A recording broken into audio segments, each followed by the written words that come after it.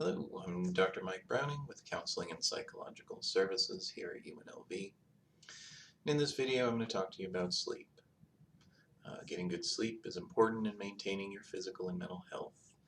And there are several things you can do to promote good sleep and get better sleep, known as sleep hygiene. Sleep hygiene isn't quite what it sounds like. It's not about being clean. It's just some behaviors you can do to help improve your sleep. In this video, we'll present some sleep hygiene tips. Some of them may work better for you than others, so don't feel like you have to use all of them and don't get discouraged if some of them aren't very helpful for you. First is to maintain a regular sleep routine.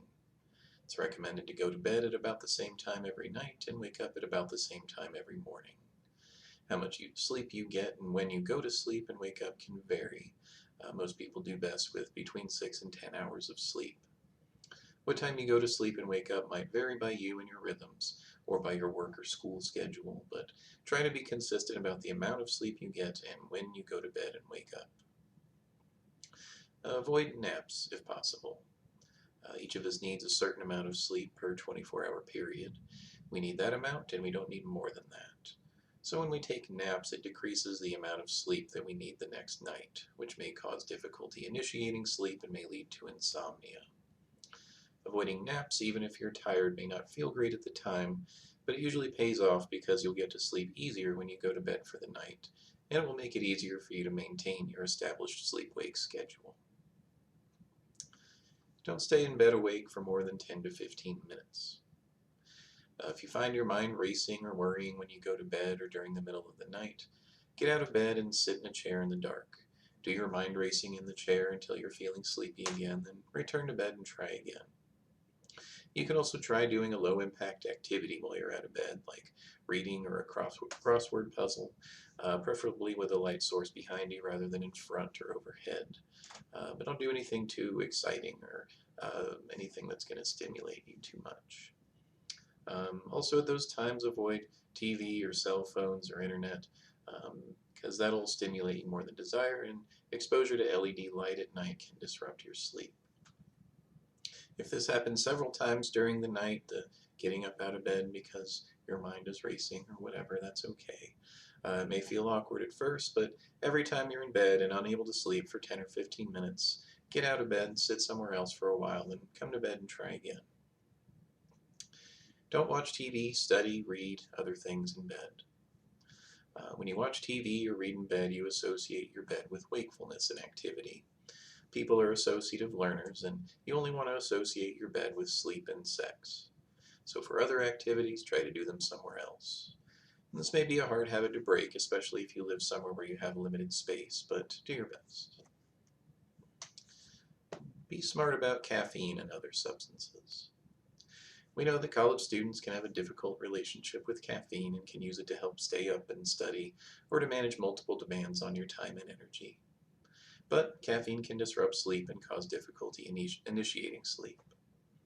If you drink caffeine, it's recommended to try to use it only before noon. Remember that soda and tea can contain caffeine, as well as chocolate and, of course, energy drinks.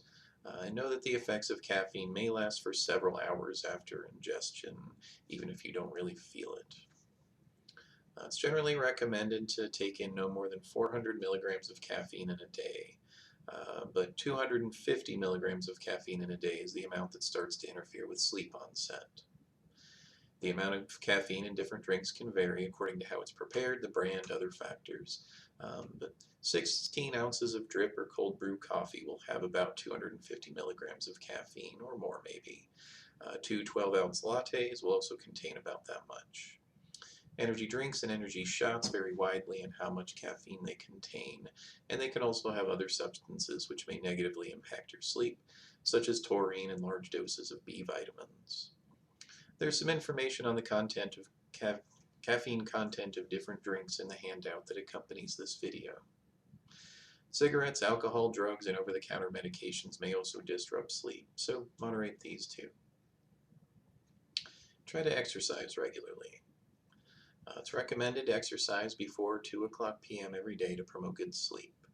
Regular exercise promotes continuous sleep, but avoid rigorous exercise before bedtime. Rigorous exercise circulates endorphins into the body, which may cause difficulty initiating sleep. Any kind of regular exercise, movement, or physical activity can be good for you, so do what works for you, your schedule, and your body. Managing your sleep environment. Set your bedroom thermostat at a comfortable temperature. Generally, a little cooler is better than a little warmer for getting to sleep. Turn off the TV and other extraneous noise that may disrupt sleep, but background white noise like a fan is okay if that works for you. If your pets wake you up, keep them outside the bedroom. Your bedroom should ideally be dark or at least dim, so turn off all bright lights. A comfortable mattress is helpful too if you can get one. If you're a clock watcher at night, hide the clock. Watching the clock can make you more aware of and upset by difficulty you may be having getting to sleep. Have a comfortable pre-bedtime and wake-up routine. If you can, try to set aside some time before going to bed for relaxing and unwinding. It doesn't have to be a long time or an involved routine, but it's good to have a transition between wakefulness and activity and going to bed, even if it's only 15 or 20 minutes. You might take a warm bath or shower, meditate, set time for reading or other relaxing hobbies, journal about your day, or just have some quiet time. Sensory activities can also be helpful for winding down, so think about particular smells, sounds, tastes, or sensations you find soothing and relaxing. You can try using scent diffusers, apps with relaxing sounds, or a soothing music playlist, soft blankets, herbal tea, anything that helps you unwind. Chamomile tea has some research to suggest that it can reduce stress and promote sleep, and it's affordable. Regular chamomile tea may work better than herbal blend teas marketed as sleep aids. Also included in the handout accompanying this video are some relaxation resources you might try to help you unwind and prepare for sleep. And like I said before, LED light can disrupt sleep, so try to avoid screens as part of your pre-bedtime routine. And also consider your wake-up routine. Think about what helps you transition from sleep to wakefulness within the time you have after waking up. Maybe you like to plan your day in the morning, check your social media, have a good breakfast, exercise, enjoy some coffee, whatever. If you use an alarm to wake up, consider using gradual alarm clocks or apps. There are gradual alarm clocks you can buy online, as well as many free apps. They use different gradual stimuli like music and light to help you transition between sleep and waking in a less jarring way than a typical alarm clock. You may find that even after trying some or all of these suggestions, you're still having difficulty sleeping. Difficulty with sleep can be caused by a lot of factors, such as the demands of being in college, but other things like anxiety, depression, medications, physical health problems can all negatively impact sleep.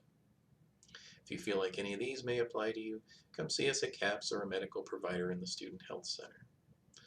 Also, if you're frequently using substances like cannabis or alcohol to get to sleep and find it hard to sleep without them, that may be something we can help you with too, and we won't judge you. There's several over-the-counter and herbal remedy options for helping you sleep, but we advise you to be cautious about using them.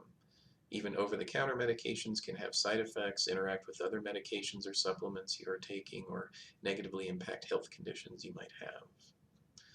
We suggest you educate yourself about these risks and seek the advice of a medical provider before trying them. We hope these suggestions are helpful. Take care of yourself and get some sleep.